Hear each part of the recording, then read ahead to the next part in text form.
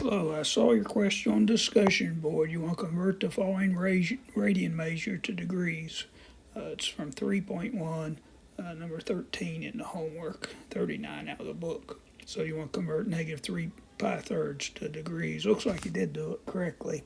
The key is that, pi radians is same as 180 degrees.